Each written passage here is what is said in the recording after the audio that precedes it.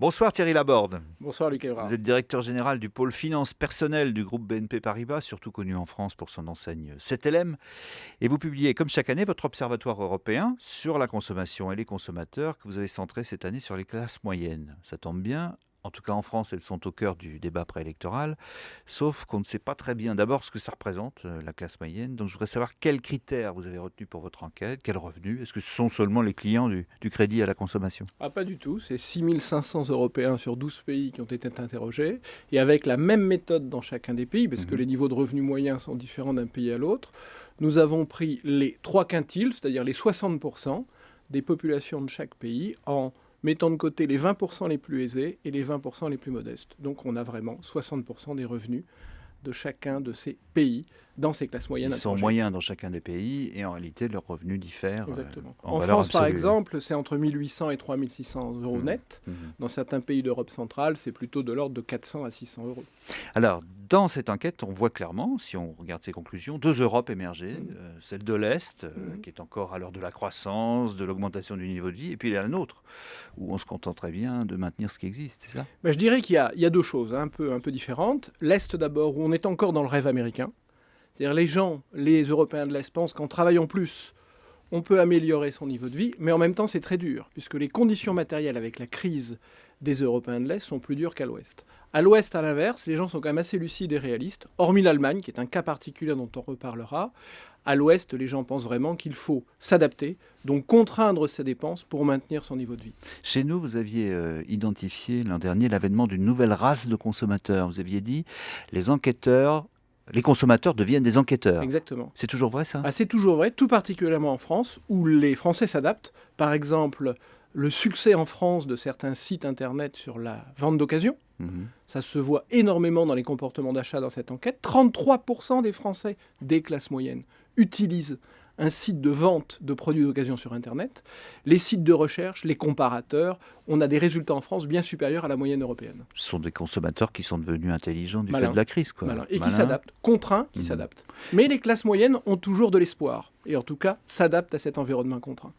Dans un contexte comme celui-là, comment va le crédit à la consommation ? Comment se portent vos affaires aujourd'hui ? Alors nos affaires, mondialement, elles se portent plutôt pas trop mal, puisque nous avons une progression de notre activité de l'ordre de 6% en 2011. La France a fait 0 pour nous, sachant que le marché, les chiffres sont sortis aujourd'hui, est légèrement négatif. Oui, c'est ça. On voit en France, pour vous citer 2 chiffres, la production des établissements spécialisés en 2007, en haut de cycle, 45 milliards, 38 milliards en 2011, 7 milliards de moins. 7 milliards, c'est l'équivalent d'un plan de relance tel qu'il avait été fait en 2009. Ce qui fait que ça marche bien pour 7LM, c'est qu'en réalité, vous avez un pied dans les 2 Europes qu'on décrivait tout à l'heure. Et même au-delà, puisqu'on est très présent aussi en Russie, on le voit dans l'étude, le pouvoir d'achat des Russes, sur la décennie, a augmenté de 44%, avec un partenariat que nous venons de signer avec la première banque russe, Sberbank. Il n'y a pas que ça. Vous êtes aussi réputé pour faire de l'innovation marketing.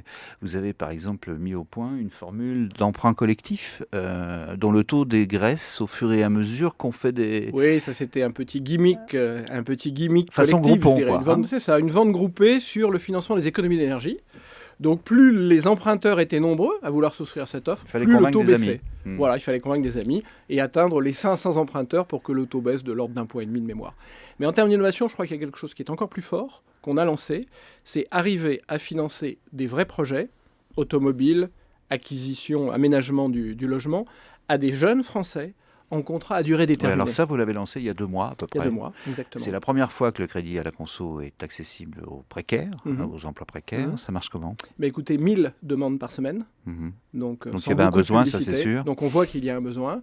On a encore à adapter le fonctionnement, la transformation de cette offre, puisqu'on a un peu de mal à ce que ces jeunes nous renvoient les documents justifiant leurs revenus, leur contrat de travail. Parce qu'ils n'y croient pas eux-mêmes ou... Parce que peut-être il faut mieux les écouter, mieux les entendre, adapter un peu nos processus à la transformation. Mais la demande est là. Il y a quand même un risque supplémentaire pour vous, donc j'imagine que ça se traduit dans le taux finalement retenu quand le dossier va au bout. Le taux est un peu plus élevé, mais pas beaucoup plus. C'est sur des petits montants, entre un taux à 6,5 ou un taux à 8,5, c'est quelques euros par an de plus de coût de crédit. Donc avoir accès au crédit ou ne pas l'avoir, et quelques euros par mois ou par an pour financer sa voiture dont on a besoin pour aller chercher le contrat à durée déterminée ou indéterminée suivant, on voit bien que ce qui est important, c'est bien l'accessibilité. Il y a une autre enseigne de crédit à la consommation dont on parle beaucoup ces jours-ci, c'est Cofinoga, qui est aussi une filiale de la BNP, à parité avec les Galeries Lafayette, qui va supprimer plus de 400 postes. Et on dit que l'arbitrage de BNP Paribas se serait fait en votre faveur pour cette activité de crédit conso. Écoutez, il n'y a pas d'arbitrage de BNP Paribas, puisque c'est BNP Paribas Personal Finance qui est actionnaire de Laser Cofinoga, qui, je le rappelle, est une co-entreprise, 50%. C'est ça. BNP Paribas Personal Finance, 50%, Galeries Lafayette. Et une entreprise, c'est dans le pacte d'actionnaires entre les deux actionnaires, totalement autonome dans sa gestion. Qu'est-ce que l'on peut dire sur Laser Cofinoga ? C'était un business model essentiellement tourné vers le crédit renouvelable. Le fameux revolving. Voilà. Et pour faire simple, la loi Lagarde et le règlement sur l'usure font que, d'ici 2014, le coût des crédits renouvelables pour les Français, sur la totalité de l'encours, va diminuer 2,5 fois.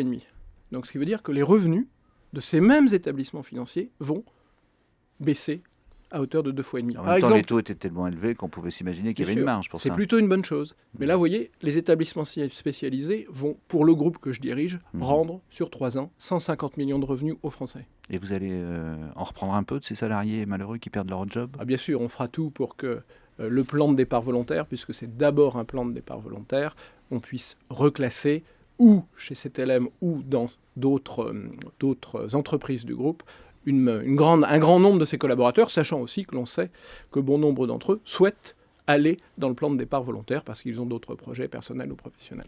Merci beaucoup Thierry Laborde. Merci Luc Évrard.